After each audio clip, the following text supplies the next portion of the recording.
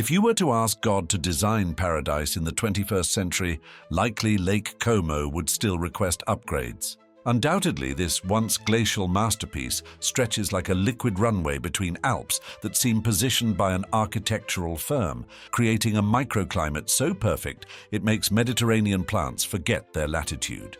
Here, where billionaires whisper and villas play hard to get, every square meter above and below the waterline tells a story of impeccable taste.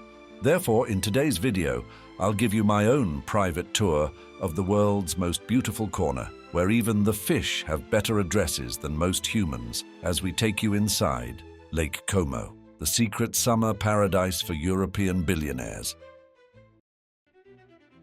If Lake Como could whisper its secrets, the first thing it would tell you is that true luxury isn't measured in euros or dollars, it's measured in meters below sea level. And at 227 meters below the waves, this ancient glacial lake holds more secrets than a billionaire's offshore account. You see, this isn't just Italy's third largest lake, it's arguably the world's most beautiful invitation-only swimming pool, though good luck finding the sign that says so. The water stretches 146 square kilometers across a landscape so perfect, it makes the Alps look like they're trying too hard to impress. Picture a lake shaped like a Y, as if nature itself couldn't decide which view of paradise to offer, so it went ahead and carved out 3. At the heart of this liquid masterpiece, where all 3 branches meet, sits Bellagio, though calling it just a town feels like calling a Rolls-Royce just a car. Here, the gardens don't just grow, they perform, coaxed into Mediterranean splendor by a microclimate so perfect it makes other lakes jealous. The shoreline reads like a Forbes list come to life. George Clooney, Madonna, Donatella Versace. Though the old money residents would rather we didn't mention them, darling, they've been quietly commanding these waters since Roman times, when Pliny the Younger decided that one villa simply wasn't enough to properly appreciate the view. These days, the lake's 400-meter depths hide more than just fish. They conceal a world where subtropical plants thrive in winter, where boats arrive via helicopter, and where even the morning mist seems professionally choreographed. From Como to Lecco, from Bellagio to Varenna, every villa tells a story, though the price of admission to hear it might require selling your first yacht. The Huffington Post called it the world's most beautiful lake in 2014, which might be the only time billionaires and travel writers have ever agreed on anything. But don't let the pristine waters and perfect gardens fool you. This isn't just nature showing off. This is where wealth doesn't whisper. It murmurs in perfect Italian over aperitivo at sunset. This is where villa gardens don't just border the lake, they compete with it. And this is where even the fish probably have better pedigrees than most people. The real story, however, begins centuries before infinity pools and helipad permits, when a certain ambitious Roman was about to turn lakefront property into the ancient world's hottest commodity. Long before George Clooney made waterfront property prices soar higher than his private helicopter, Lake Como was catching the eye of another rather influential Roman with expensive taste. It all began at the dawn of the first millennium BC, when the Iron Age residents decided this might be a nice spot to build something called the Commum Oppidum, though I suspect their amenities package was slightly less impressive than today's. By 196 BC, the Romans arrived, presumably took one look at the view, and decided it simply had to be theirs. The consul Claudius Marcellus defeated the Celtic Comences tribe, though I doubt they included that detail in the early property brochures. But it was Julius Caesar himself who really understood lakefront development potential. In 59 BC, he looked at this slice of alpine heaven and thought, you know what this place needs? A complete rebrand. And so Novum Comum was born, carefully positioned on the lakeshore like a perfectly placed sundial in a billionaire's garden. Pliny the Younger, who might have been the world's first luxury travel influencer, couldn't stop writing about the place. In his letters, he gushed about the fishing and hunting opportunities, though one suspects he was more interested in the villa building opportunities. By the 4th century, the Romans had established such a firm grip on lakeside living that they stationed a prefectus to command their military fleet here, because nothing says summer home quite like your own naval commander. The Middle Ages brought a slight change in ambience as the peaceful waters became a stage for military drama. The 12th century saw the Como fleet battling Milanese ships, presumably over who had the better view. Between 1525 and 1532, the Musso War raged across these waters, though these days the only wars fought here are over restaurant reservations and prime docking spots. Fast forward through the centuries, and Lake Como continued to perfect its reputation as the place to be, and more importantly, the place to be seen being. Even the climate seemed to understand the assignment. The lake's 22.5 cubic kilometers of water created a microclimate so perfect, it convinced Mediterranean plants they were on vacation in their favorite resort. The weather here plays favorites like a seasoned maitre d'.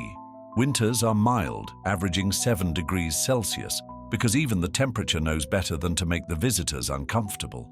Springs and autumns hover around a pleasant 17 degrees, as if nature itself is setting the thermostat for optimal terrace dining. As impressive as the Romans' architectural achievements were, they pale in comparison to what followed.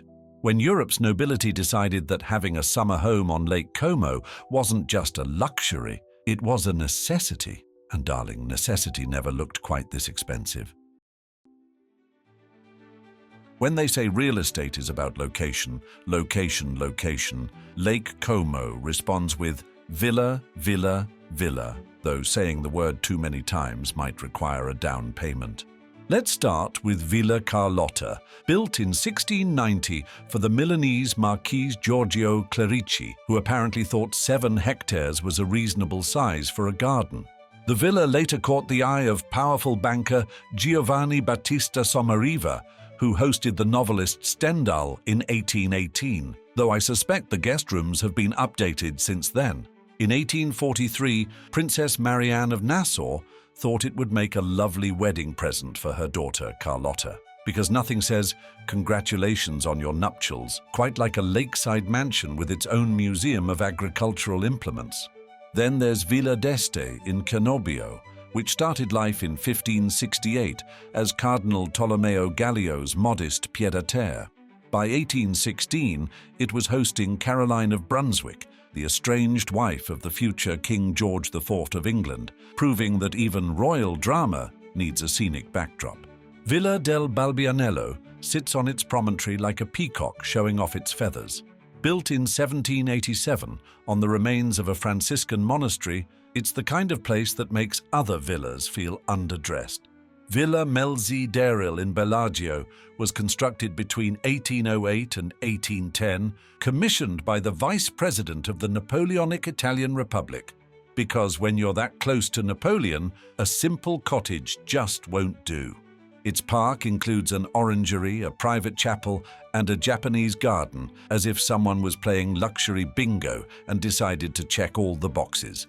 Villa Serbelloni now hosts the Rockefeller Foundation's Bellagio Center, spreading across 50 acres like a PhD thesis with a very expensive view. They say it sits on the site of Pliny the Younger's Villa Tragedia, though the only tragedy here is not being invited to stay.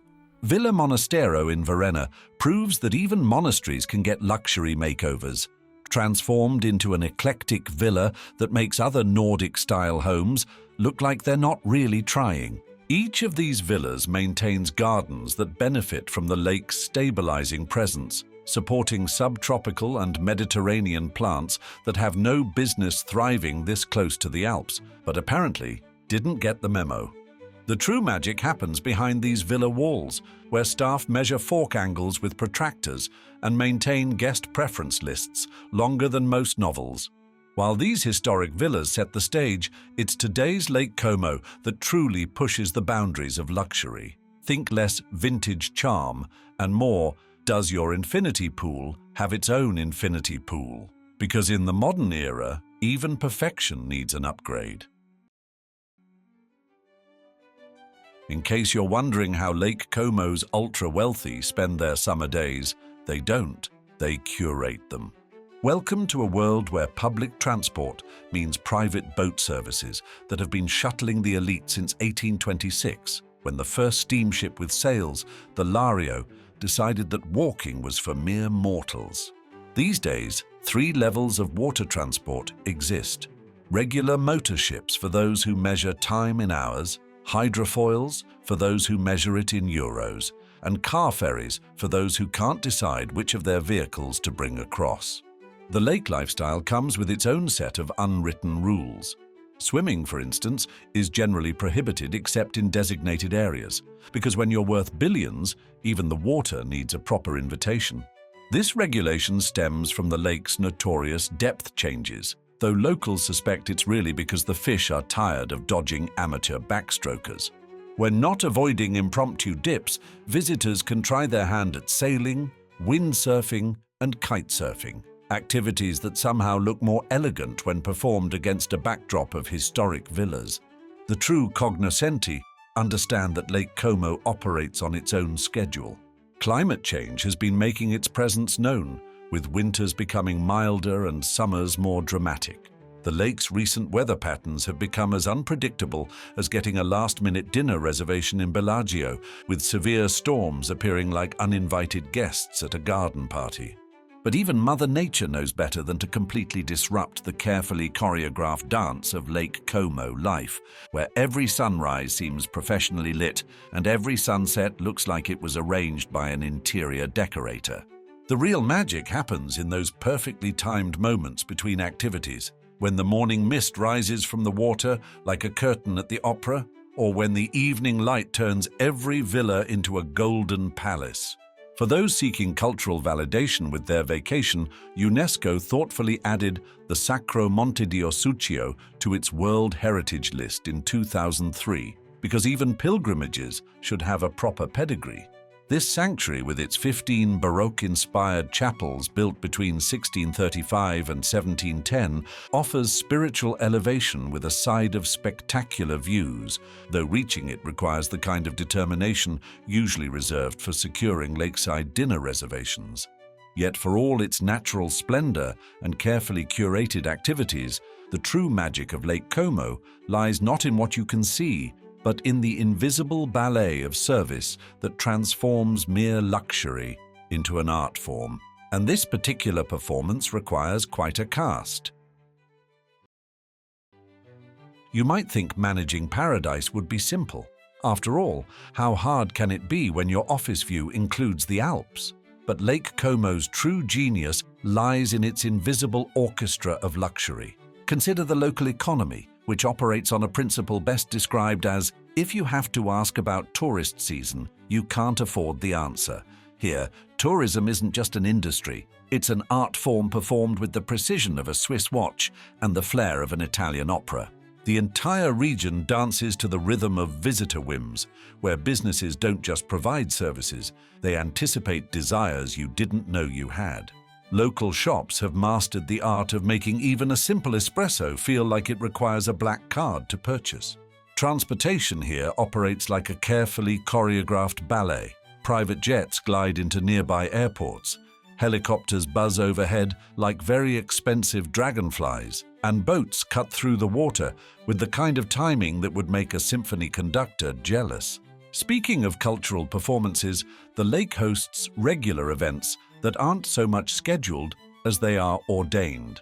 The Sacro Monte di Osuccio doesn't just offer spiritual enlightenment, it offers it with 15 perfectly positioned chapels and a UNESCO World Heritage stamp of approval.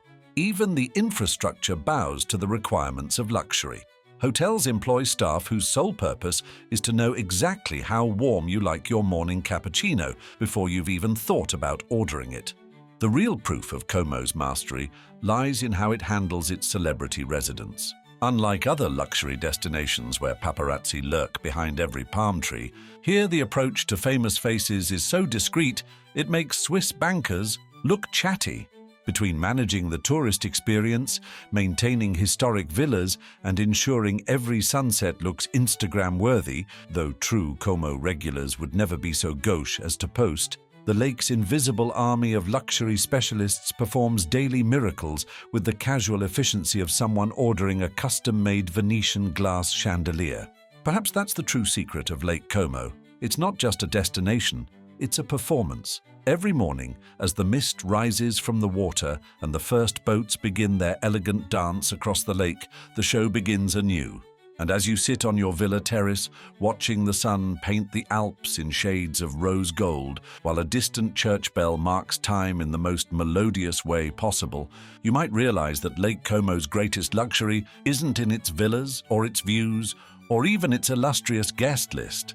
It's in making the extraordinary feel like it's simply the natural order of things, as if this is exactly how life should be, has always been, and will always be, at least until the aperitivo hour ends.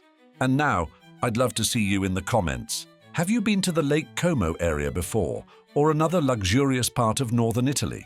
I can't wait to hear your personal experiences, and thanks for joining me for another episode of So Luxury Travel. Ta-ta, until the next episode.